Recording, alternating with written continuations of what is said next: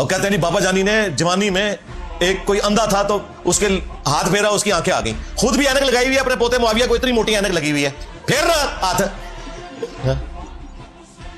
کہتے ہیں جی میں کرسی میز کے اوپر پہلے بیٹھ کے کھانا نہیں کھاتا تھا, لیکن ڈاکٹروں نے آپ کہا ہے کہ آپ کرسی میز پہ بیٹھا کریں کیونکہ گھٹنوں کی درد کا مسئلہ ہے. ہاں وہ کہتے ہیں پہلے میں نہیں بیٹھتا تھا, ڈاکٹروں نے مجھے کہا, پھر میں نے مفتی صاحب سے مشورہ کیا تو مفتی صاحب نے بھی یہ مشورہ دیا. مفتی صاحب نے یہ مشورہ نہیں دیا کہ باپا جانی گھٹنوں پہ ہاتھ رکھ کے پڑے دادا صاحب کی گھوڑی.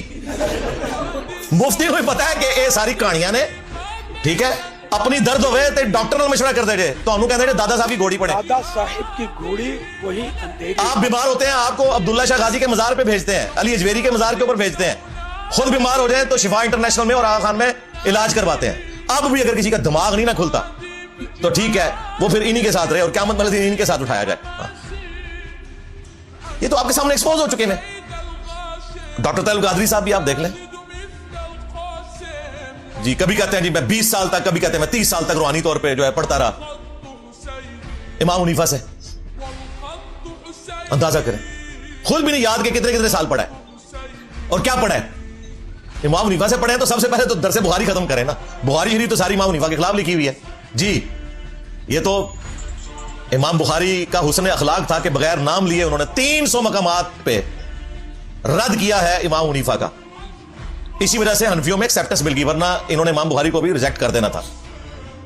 لیکن آج تو ہمیں کوئی شرم و حیا نہیں بتانے کے لیے کہ یہ بخاری شریف تمہارے امام کے نظریات کے خلاف لکھی ہے. انہوں نے درس بخاری دے رہے ہیں, پڑھا امام حنیفہ سے ہوا ہے تو امام حنیفہ کی کو کتاب لا کے پڑھو نا. ایک کتاب ڈھونڈی تھی چھوٹی سی پڑیا 15 سے 20 صفحوں کی,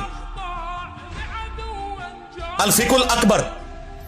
فقہ اکبر کہتے ہیں اصول کو یعنی عقائد کو, اور فقہ اصغر کہتے ہیں فروع کو جو عام معاملات ہوتے ہیں, اعمال ہوتے ہیں. عقائد جس کے پہلے صفحے پہ لکھا ہے کہ رسول اللہ کے ماں باپ کفر کی حالت میں دنیا سے گئے, والعیاذ باللہ تعالی. اس پر تر رہا یہ کہ ملا علی قاری نے دفاع کیا کہ امام صاحب کا عقیدہ بالکل درست تھا, یہ اس کے دلائل ہیں. یہ نکال کے دیا ہے تو کہتے ہیں یہ تو امام حنیفہ سے ثابت ہی نہیں ہے, اور کتاب ثابت ہے تو یہ جملے ثابت نہیں ہے.